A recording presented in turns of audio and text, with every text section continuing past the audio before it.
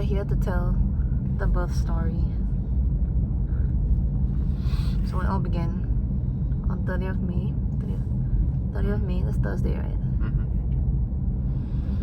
Thursday morning at 8:05 a.m. my water broke, and that woke me up because I was sleeping, and then I suddenly woke up to wetness. I was like, huh? It was before 8:35. It was 8:05. Oh yeah, 8:05, yeah, quite 8:05, I just woke up because there was a burst of water, and then my bed was wet, and I texted Amit like, dude, I think I just peed the bed. All my water broke. And then as I texted him that, more water came out, so I was like, I think my water broke. I was like, what? Wait, huh? It's a bit too early for this right now. What's going on? And I was like on the way to work. Like I just got off the bus going to Hougang MRT, and I was like, yo,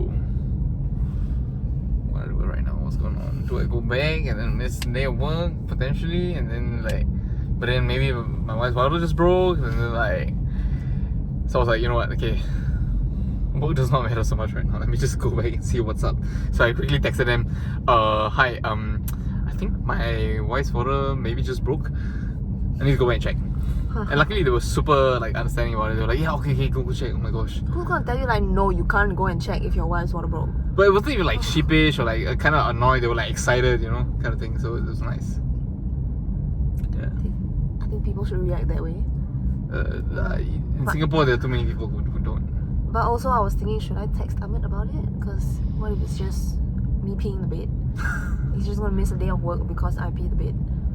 But I also texted our doula, and then texted the doctor. You texted the doctor or something? No, we called the doctor. So she was like, I don't know what she was doing the whole time when I was coming back.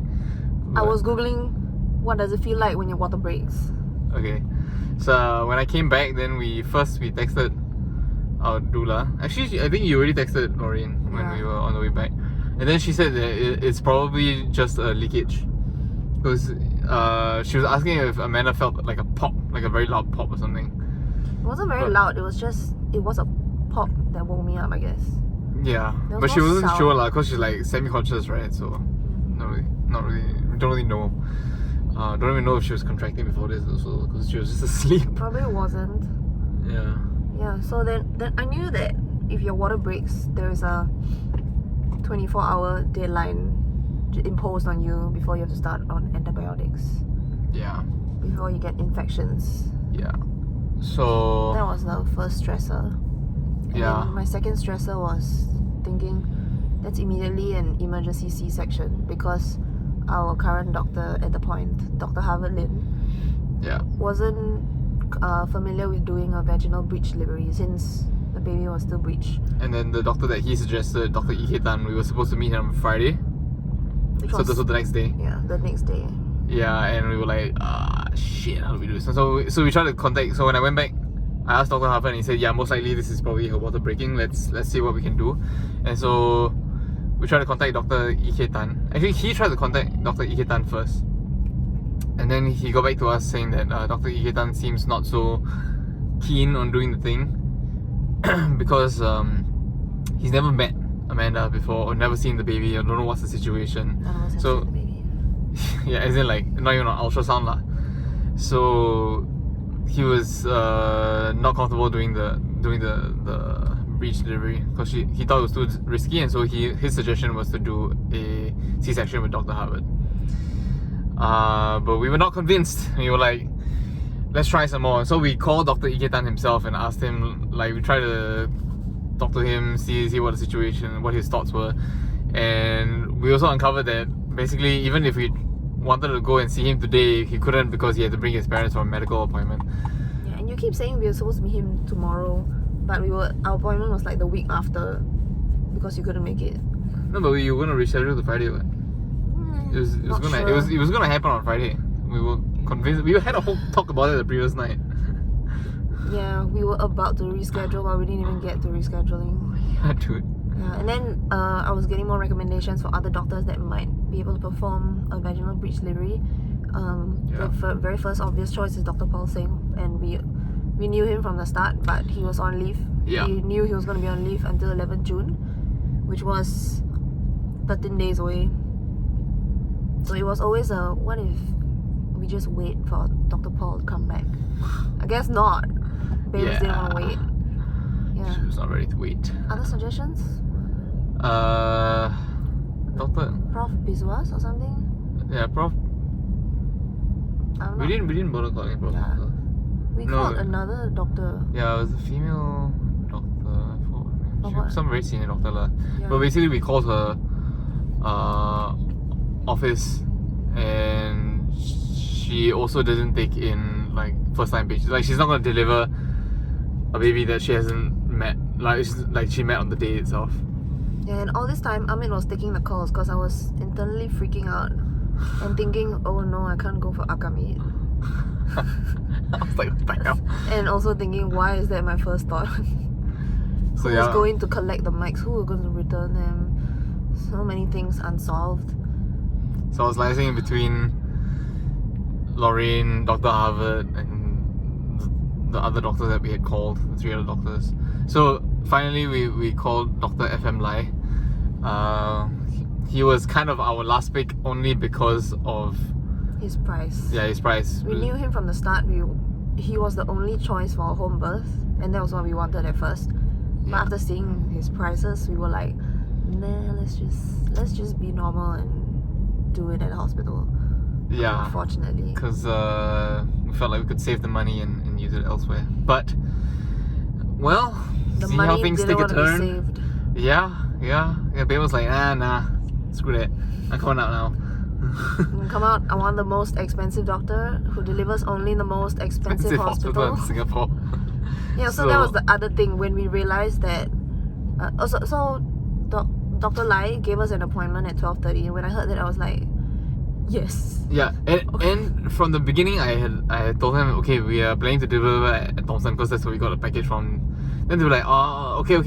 We will just come down to the appointment and then we'll see how to proceed from here. And at this point, I was bouncing on the ball, trying to calm myself down, taking out my footage from my phone so that I could take more later. Yeah. Oh, what? So we got an appointment at 12:20. That was around 10:45ish. So between 10:45 and 12:20, we were settling the other things lah, packing the remainder of the hospital bag. Yeah, I was not ready. Quite a bit of it was ready, but there was a few things that I'm so glad that the previous day I had pumped the patrol and we printed the birth plan just the previous day, and like they didn't really follow the birth plan, but at least we printed it. Yeah, I mean, if that's how they worked while not following the birth plan, you imagine like if they didn't even have a birth plan, it would have been probably so much worse lah. Yeah, so on the way to Dr. Lai, I thought about it and I realized my previous research told me that Dr. Lai only delivers at Gleneagles.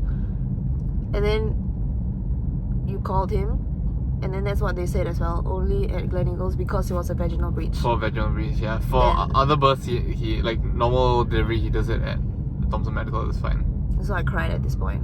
Yeah, and I was like, we're losing our deposit at Thomson as well. It's just the money keeps piling up, even though that should be the last thing on our minds, but it is on our minds, obviously. Yeah. So we're not rich. That's $400+ right there. I feel like even if I was rich, just $400+ wasted right there. I mean, maybe it wouldn't be at the forefront of your mind. I don't think it was the forefront of my mind anyway. It was the forefront of my mind, that's why I cried. Yeah, my child was definitely the forefront of my mind. So, but then I was considering, do we go back to Dr. Harvard with a C-section, with an emergency C-section, or do we do Dr. Lai at Gleneagles? Yeah, options were all not great. Yeah, expensive and not great. But we decided to go to Dr. Lai because if they were going to be expensive options anyway, we would want to not do a C-section. Yeah, we just wanted to do our best, giving our child the best chance of coming out, naturally, which is what we wanted. No shade to anyone who would want to do a C-section planned. Yeah, so we went to Dr. Lai. I was bleeding all over the place with the ultrasound. I was just bleeding on the table. as the water was coming out as well. So just water, It's blood. like a whole chunk. And it's not even a gush of water, it's a chunk of blood. Like, it was sludge. I was like, wow, alright. Good. And I was kind of afraid of like feeling faint from the blood. Like, I don't know why, because before this I'd seen Amanda's menstrual blood and everything, and I've always been totally fine. But there was this one time where they gave her a prick or some IV drip or something, and then I saw a little bit of blood, and then I started feeling a little faint. I was like, huh? But I think that's maybe because of the needle prick. That's the key there. If there's no needle prick, I'm fine. I'm okay looking at blood. so this sludge of blood came out of me, but there was no needle prick, so Yeah, he so I was didn't fine. faint. Yeah, I cleaned that shit up. Yeah, so Dr. Lai just did a really long ultrasound, I think, to check every single body part of the baby. Yeah, we were there for almost 2 hours. The whole appointment. Yeah, and then he asked us a bunch of questions because he had to take our entire history Yeah. before accepting us to say, okay, we'll deliver you today. Yeah. And I'm so glad he said okay. Yeah. He was a little bit scaring me because he looked really stern. He looked like, I don't really want to do this, but for the greater good, that kind of vibe. It felt more like he was very professional and very into his thing, but he's just not the most warm and friendly doctor. Which just in our opinion, He might be warmer That's his style, on other yes. days. Maybe it's just because we were a last minute thing and he yeah, doesn't true. like last minute That's true. things. This is just our experience of meeting him from one time. Yeah, still super grateful that he took us on, even though he met us on the day of the delivery. Yeah. And I could imagine why he would be stressed about the situation, because no other doctor wanted to take it on. Yeah. So it was not an easy case to take on. Yeah, and he also had another labouring mother when we were at Gleneagles at the same time. So thank you so much for taking us on. Yeah, I can't imagine the stress that we put this man through. So he told us, just based on the contractions, to go to Gleneagles at about 6 o'clock. And at that point it was like 2 p.m. So we had about 4 hours Yeah, so we went to eat lunch. He told us to go eat lunch. Yeah. But instead we went to our doula Lorraine's place Yeah. to calm the heck down. Where we had lunch there.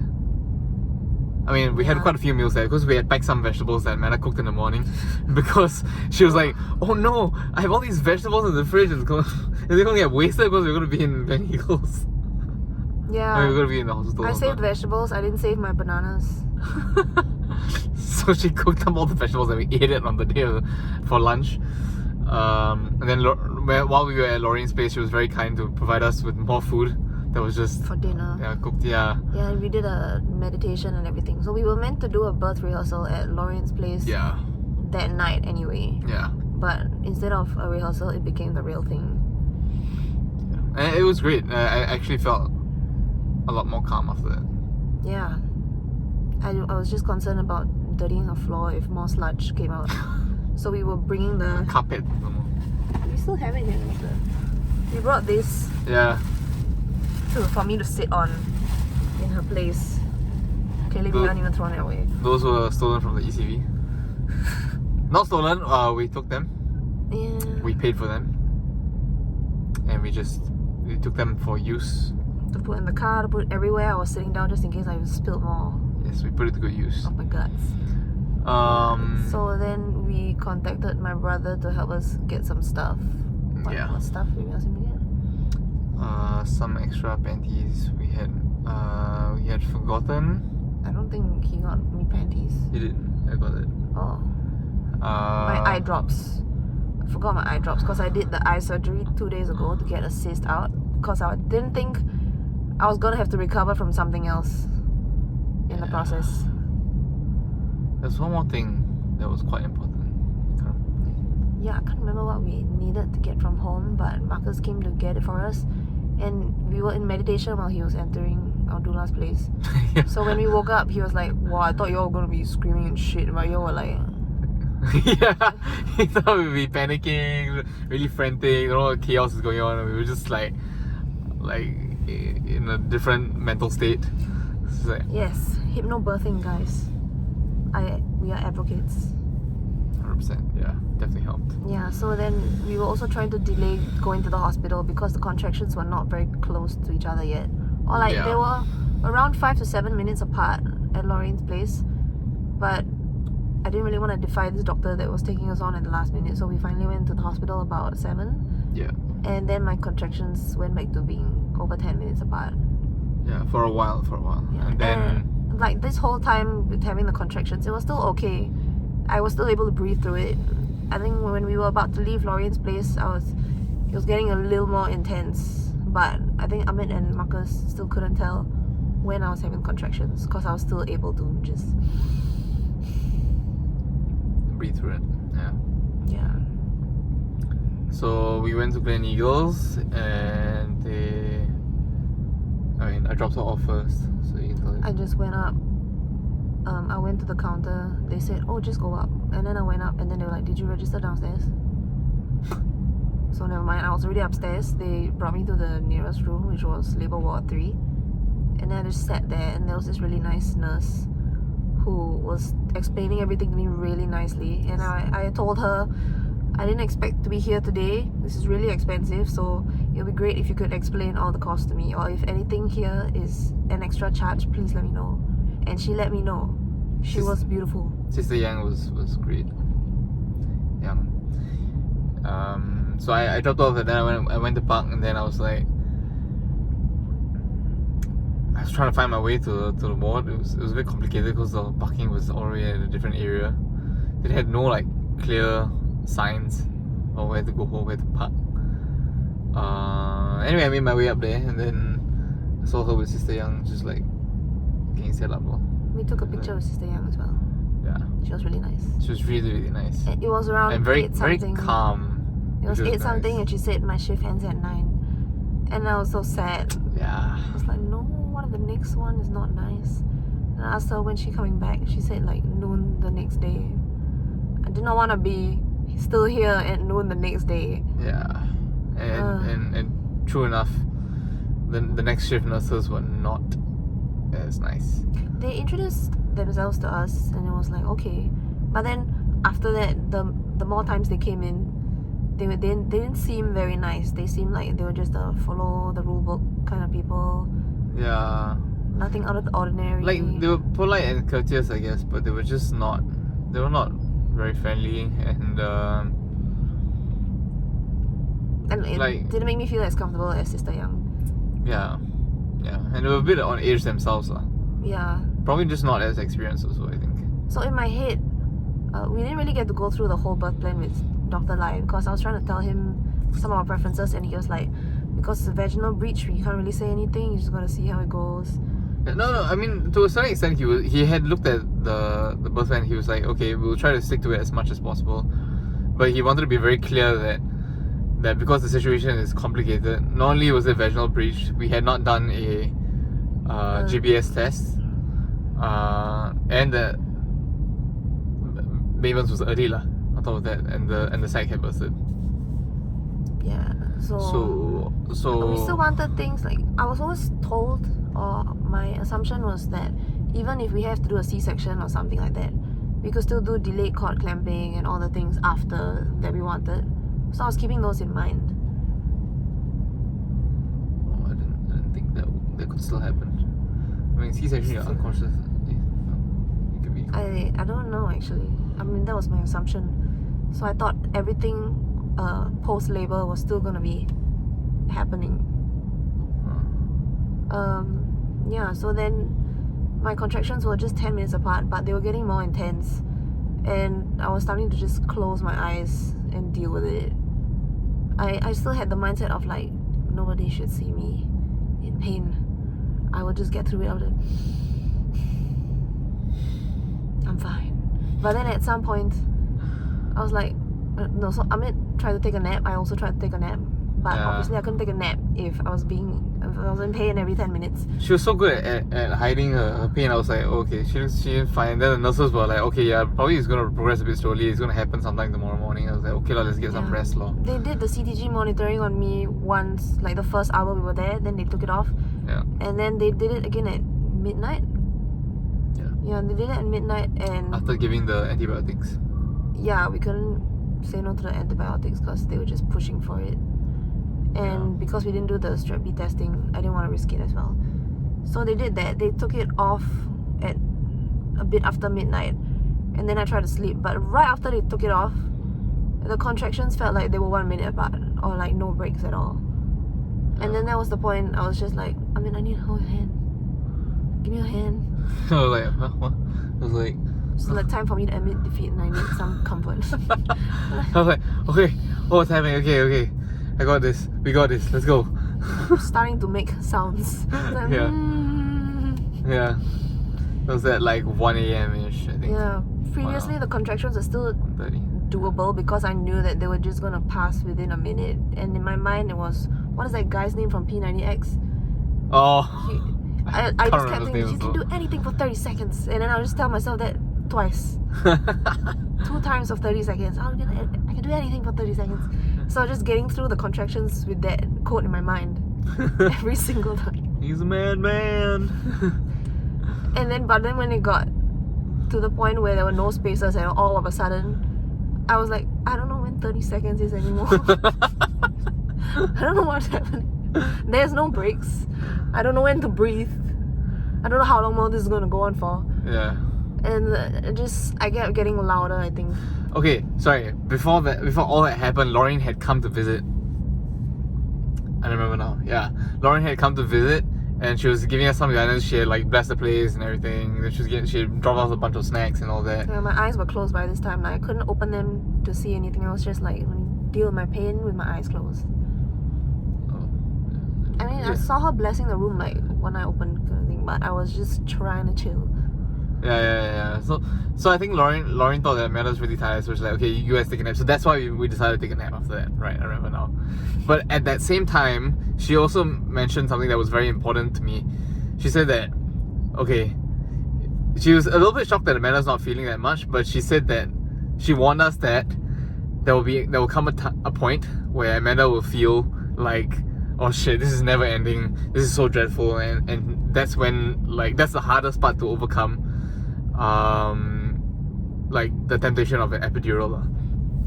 Oh, yeah. So I had that in mind. So when Amanda was starting to feel that way with the contractions, and like I could see like it was getting a little unbearable for her. She's like moaning through everything, and like I think there was a point where when you specifically said, I don't know when this is gonna stop, and I was like, oh, this is it, this is the moment, okay, my time has come. And then I went back to birth box with Pop That Mama. Yeah, Pop That Mama. A hypnobirthing course that we bought online. Yeah, and it gives a really good guide on what the birth partner is meant to do and their role. What, do you like just open the thing and check what you're supposed to do? I didn't have to. I remember what she said. Nice. Because I'm So what audio did she say? She said, I mean, that at that point you're supposed to remind her that this pain is energy for you to repurpose into your birth. Did you say that? I don't remember hearing that. I remember telling you like okay, you have to use this energy to breathe through the thing lah.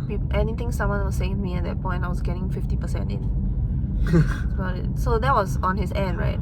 And on my end, the earlier Sister Yang gave me the paper. It says like, this is the form for epidural. If you want one, I'll just leave it here.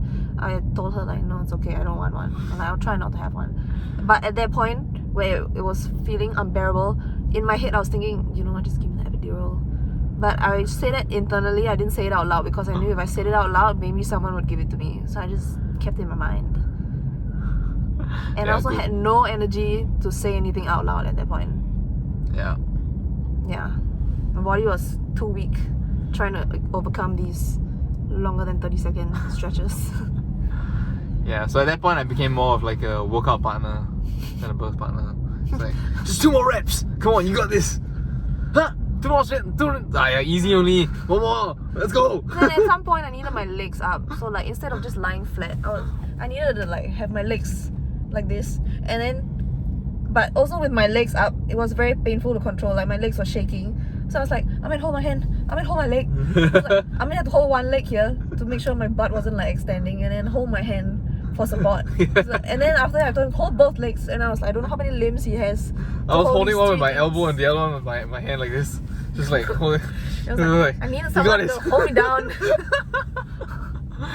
Yeah, I was holding it like with my pit and my yeah. Yeah, and then so from the part where it was no breaks, the no breaks just continued being no breaks, and the intensity of the contractions just got higher. Yeah, and then I was like, oh shit, okay, it's happening right now. Let me text Lorraine real quick. Let me call in the nurse, and then so they came in and they were like, oh okay, let's put the monitoring back on. It was literally like I think like 5 minutes after they took off the. Yeah, I said, can you call the nurse in? Can we get them put it back on? I was like, I'm feeling the contractions. It's feeling it now. Just put it back on.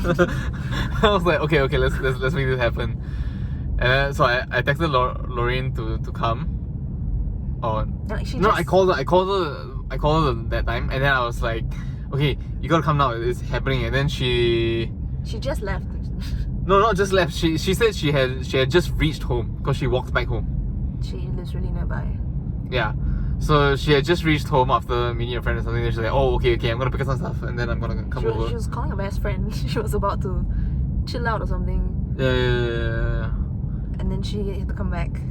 And I heard a nurse saying, someone was asking, have you called Dr. Lai? And then someone else said, oh no.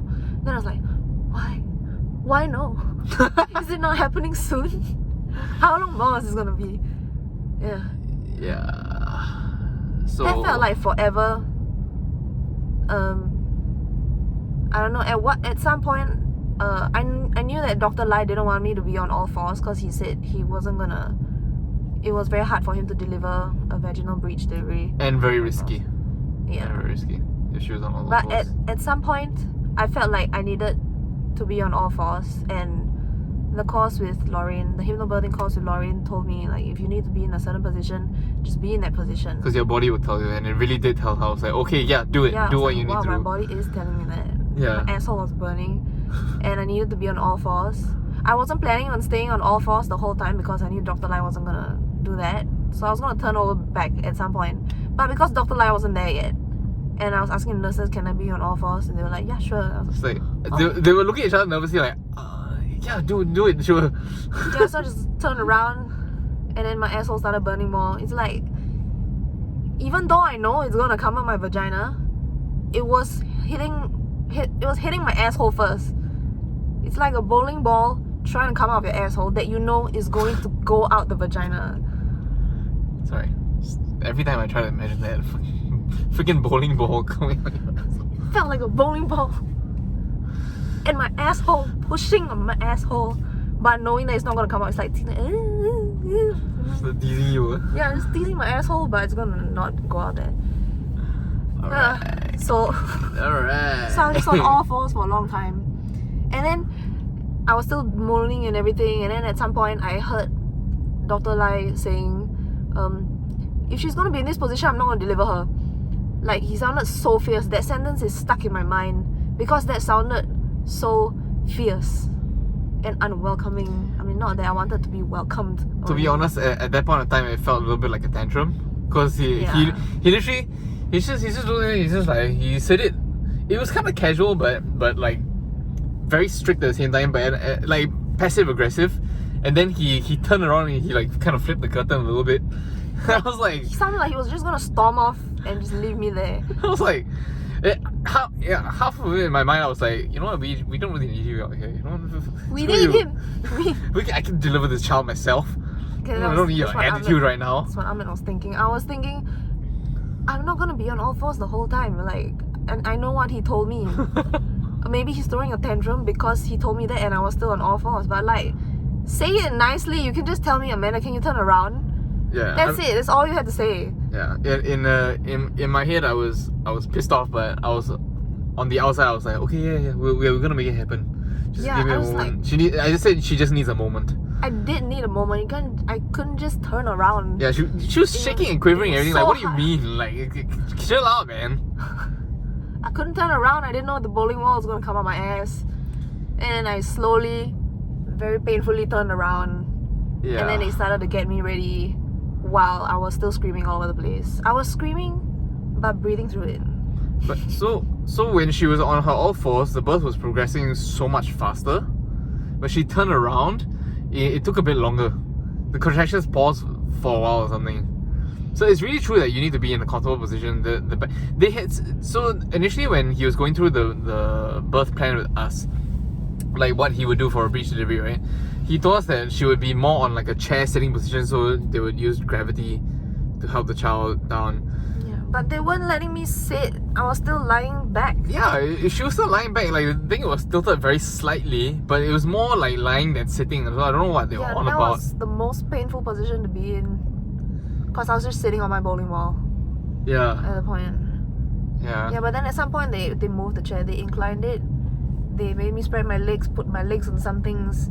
They had that whole position. Like, why didn't they do that in the first place? But they finally did that, and then nobody else took the wheel. It was just happening. Yeah. All the nurses were like, okay, don't waste this next contraction, just push.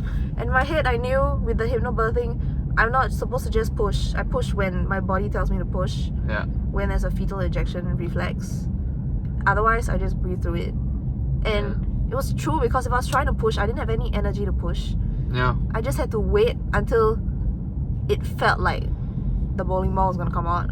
Yeah. Then I would try to push through it. Like, breathe through the push. I was getting a little pissed off. I was like, what kind of training do they have? Like, what do you mean by push? So I was also just reminding her, like, you know, take your time. Go at your own pace. You don't have to push. You're not supposed to push. That's what Lauren taught us. Yeah, so by that point, Lauren was also there. She told us that she was glad she came after Dr. Lai, because otherwise people just think she's the crazy doula, whispering in the client's ear, the patient's ear. She didn't come. She came before Dr. Lai. No, I think she was there from when you were already in your all fours. No, but she said she came in after Dr. Lai, maybe into the room or something. No, she was there in the room when you were already in your all fours. Well, anyway, so Amit on one side, Lauren on the other side. Both of them were telling me, breathe through it. You don't have to push if you don't want to. Yeah. Like all the hypnobirthing in my ear here, but then out there it was like push. And before both of them were telling me to breathe through it, don't have to push, all I was hearing was push, and I was thinking, is that really what I have to do? Because I knew in my head I didn't want to do that, but at that point I was susceptible to anything. Yeah, in that moment when you're in so much pain, you just want to end. You just like listen to whatever. Yeah, and then I also heard Dr. Lai saying forceps at the side. Like, they just had to have them on standby. But I heard him say forceps, and I was thinking, like, same with the epidural, I was like, you know what, forceps, fine, just do it. Just whatever. You want to offer me a C-section right now? Just take it. Just do it. Everything, just quickly. Just get it over with. Get me out. Yeah. But again, I didn't say all those things out loud. It was just internal thoughts. I was like, just help me. Anything will help me. Just pull the baby out, whatever. Yeah. Of course, I did not want the baby being pulled out. Yeah. But Lauren was very good at giving her directions on how to breathe, how to tuck in your chin, all that. That is the exact moment I needed two extroverts non-stop talking in my ears to keep my mind off my own thoughts. Just keep saying things to me. That was brilliant. Yeah. That was super helpful. Just a symphony of hypnobirthing surrounding her. Yeah. Two calm voices at my side talking non-stop. That was the best. And finally, I don't know what. I mean, so I pushed at some point when I felt like it, and then I felt something dangling like this. Yeah. I saw the foot come out and dangle. I was like, we thought the butt was gonna come out first. Yeah, and we were like, oh shit. So another thing that we were thankful about was that, I mean, obviously if the foot is coming out first, usually that's like a no-no lah. That's a C-section right there lah. Because it's supposed to be butt first, especially because when we came to Dr. Lai, he felt the butt. Yeah, he did a vaginal exam and he felt the butt first. So Baby's was a complete breach lah. And so, but when they were examining her, I didn't really want to consent to vaginal exams also, but they did give me one anyway, and it was super painful when I was having the intense contractions and I didn't know what else to say no to. Yeah, she had to check. They had to check for dilations lah, like how dilated she was. Yeah. They were like, if you start feeling more intense contractions, we'll check you for dilations Otherwise, we'll just come in at midnight. So I was thinking, okay, then I'm just not gonna say it's intense. Because I don't want the exams. And yet by 12, it was still fine. So I didn't get any exams before 12. But then after that, when it just became 0 minutes apart, they did the exam for me. And they were like, I feel a foot. Yeah, and I was like, oh no, that's not a good thing. That's not a good thing. Yeah. But anyway, Babens came out foot first. Yeah, so I just felt a little dangling thing. I was like, is that the what? The butt? The what?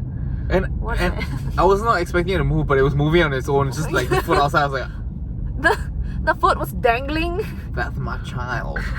It's dangling out there. Yeah. Halfway out.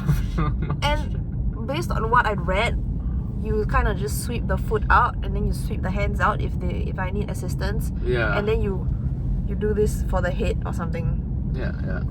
So like I knew there was just maybe the butt and there was a bigger part coming, which doesn't happen with normal deliveries where the head just comes first and everything comes out after that. Yeah. So I knew that there was another bigger part coming, and that leg that came out was already excruciating. I was like, there's more. No one is telling me congratulations yet. There's more. Yeah, So I was fully into my coach. I was like, okay, you got this two more contractions and you're done. Come on. More Just gotta- extroverts talking non-stop. Yeah, just gotta breathe. Just keep breathing through. It will come out.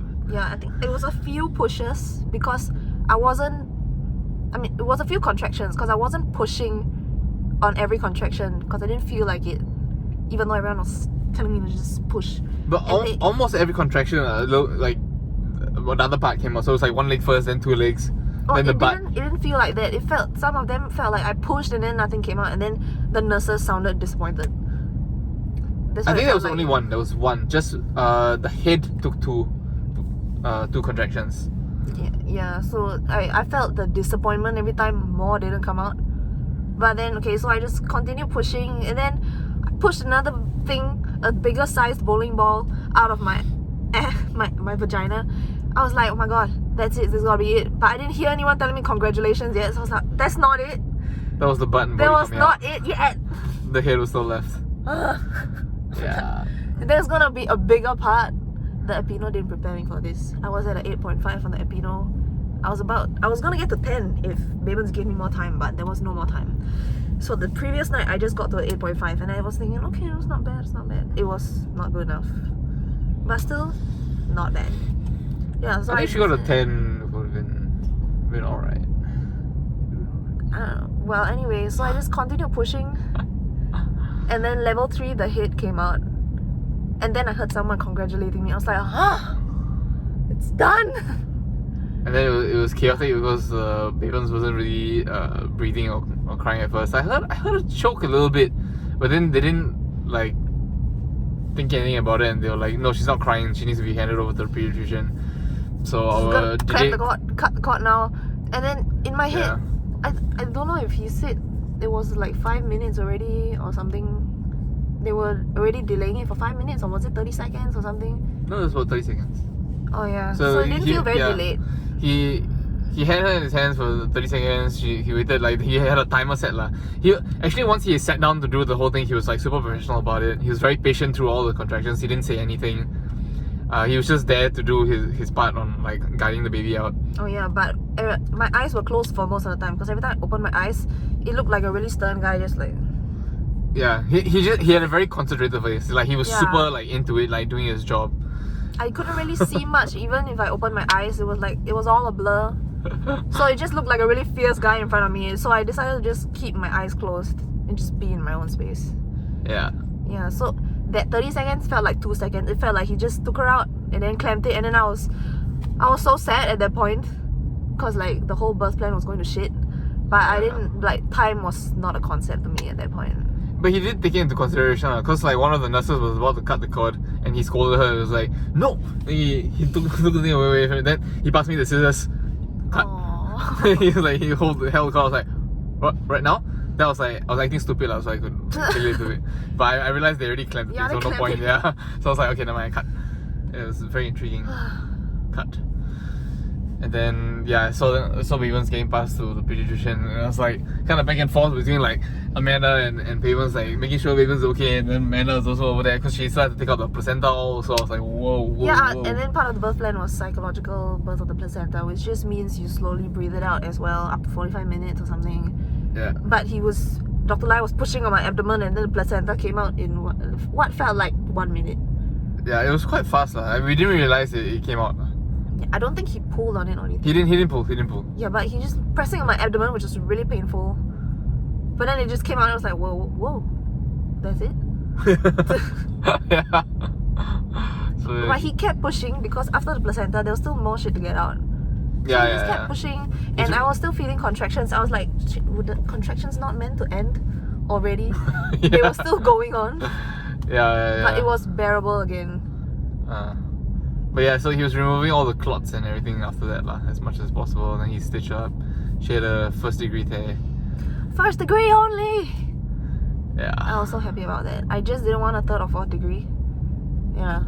Yeah. And I was so numb. I don't know if he put some numbing thing or anything, but I couldn't feel the stitches. Anesthesia.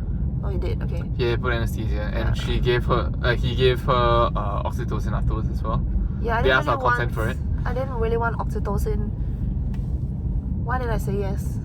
We considered the whole thing. Then and at that moment, I mean, oxytocin has no, especially after the birth, has no side effects. No, it's no like issues. If you get that high, then you're more likely to get postnatal depression after that when the low comes. It was a very small amount. Still. He suggested it because it would help with the contractions to stop it. Yeah, but I was planning on breastfeeding at the first hour to get those contractions started anyway. Okay. Yeah, so I don't know why I said yes. Doesn't matter. And the moment we were like, are there any side effects that we should be considering? Then he said no, and I would suggest you just take it. He was like, okay, whatever, let's do it. Yeah, so we just took that, but no epidural. Yeah. We saved $2,000. It was half about the pain and half about the $2,000. It was gonna be monetary pain if I took it. Oh, I was under the impression it's for Bavens. Huh? No, yeah, for Bavens. You said half for pain and half for the money. You didn't say anything about Bavens. Okay, I meant. I said that? Yeah. Oh. Yeah, I meant I didn't want to push Bavens out and then have them all groggy, and then me also have an extra big tear because I couldn't feel what I was pushing out. Yeah. And it was also about less control. the money. Yeah, I mean, money of course was a consideration. But yeah, I mean, Bavens came out really aware, eyes were open and everything. Yeah, so once she was very ready to latch on and they passed Bavens back to me. I was like, whoa, blood! Bavens and blood. Everything was bloody, blood on my hands, blood everywhere. But I was like, okay, what do I do? How do I hold baby? I didn't know how to hold a baby. Yeah. But yeah, Bavens latched on super quick, super easily. I was really surprised. It's quite the genius. And at that point, I didn't know what a latch was, because we didn't go for any birthing classes or anything. So someone said like, okay, good, and I was like, okay, sure, great, it's happening. And I felt my uterus contracting again, so I was like, oh, I guess it's what's supposed to happen. Yeah. And then it got calmer. Yeah. They let us have the skin on skin for longer than an hour actually.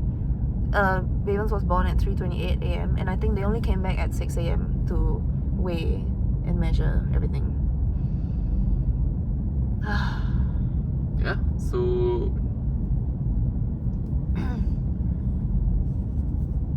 after that basically just rested in the delivery suite because there was no ward available for us.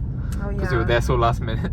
I thought Gleneagles had like one baby a day, but for some reason that night they had 5.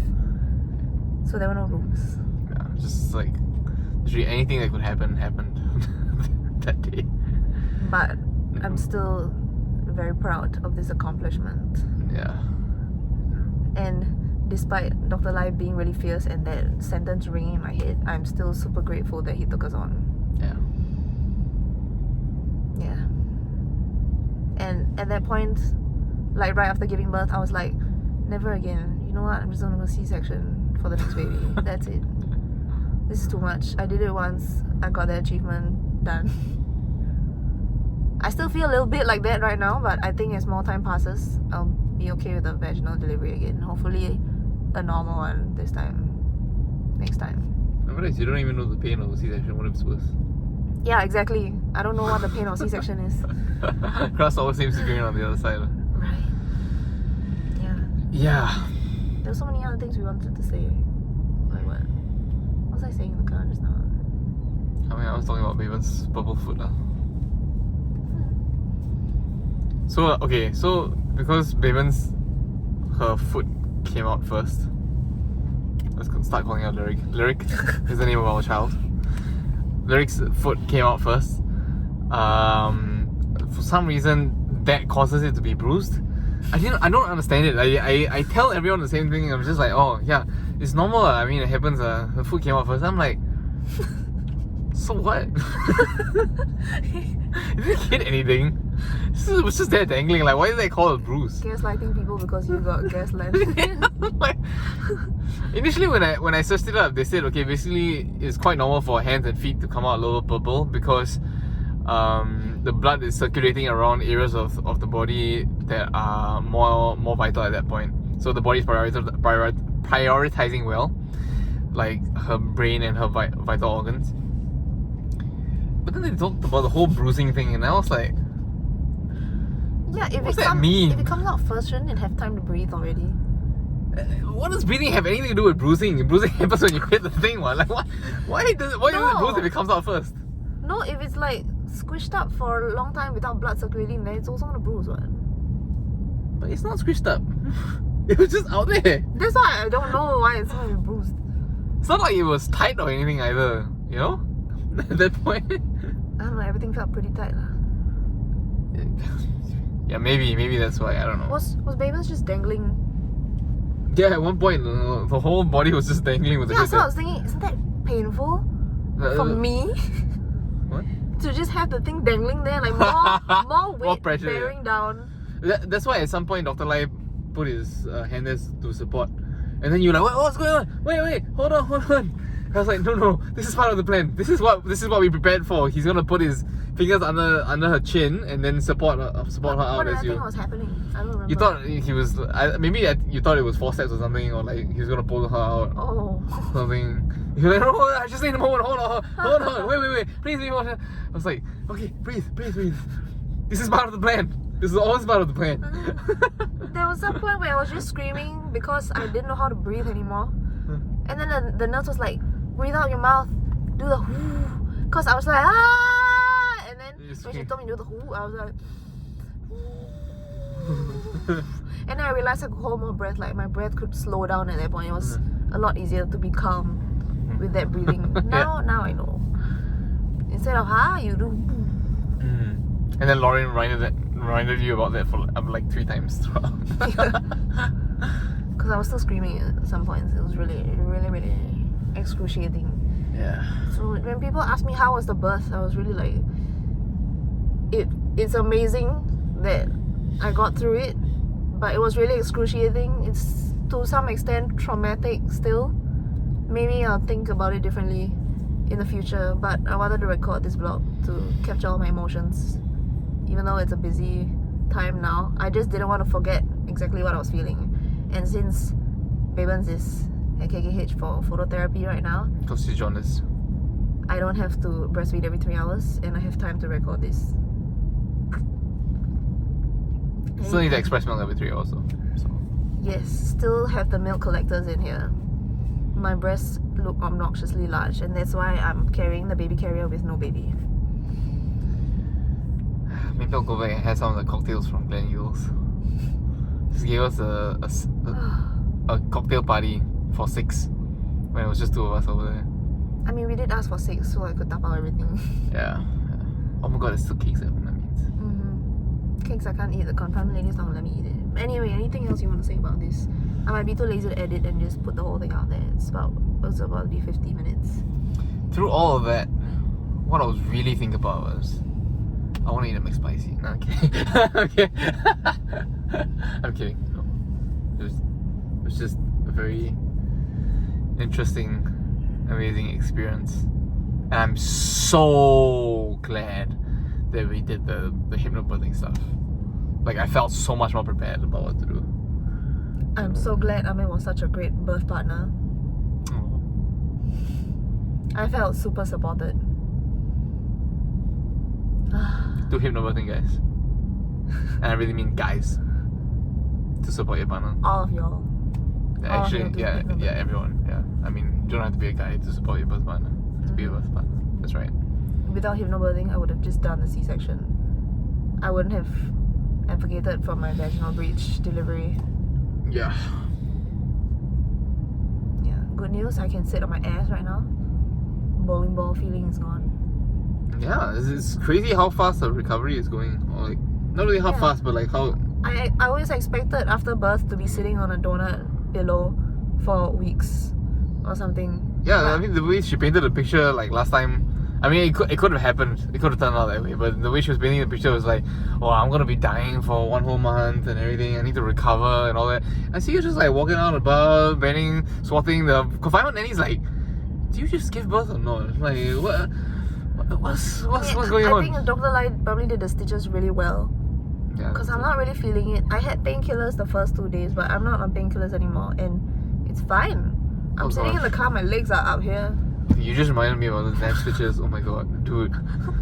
Like, everything was fine. I was so like okay, like watching her go through the pain and like being her, like her motivation and all that, you know. And then like I was looking at the blood and the sludge and everything was fine. I saw Babens dangling out of China and I was okay. But the moment he had a needle in his hand with the thread and he started going through, I was like, ah! I hate needles. I hate them so bad. I saw him stitching up my vagina. I saw the needle going in and I was like, The anesthesia did wonders for her. anything. But I was looking at it, I was like, whoa. And I didn't want to look at it, but I had to because I wanted to ask him how many stitches, like what's the degree of the tear and everything. At one point he was getting annoyed by my question. He was like, let me do my job, please. I was like, okay, you do your thing.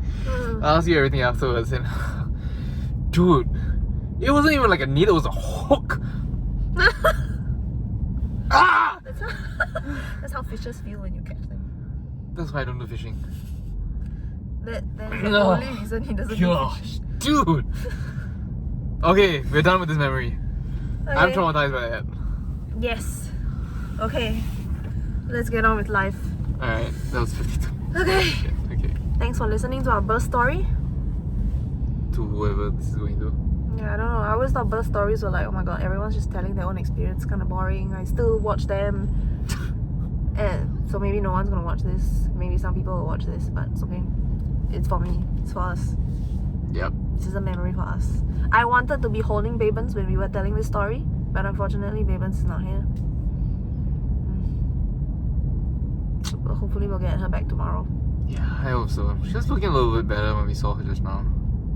It was so painful to watch her getting her blood drawn. Yeah, they pricked the She foot was and crying she was so crying. uncontrollably, and then I was crying uncontrollably because it was so sad. Yeah. That's why my eye bags are back right now. But okay, done. Bye. See you at the next birth.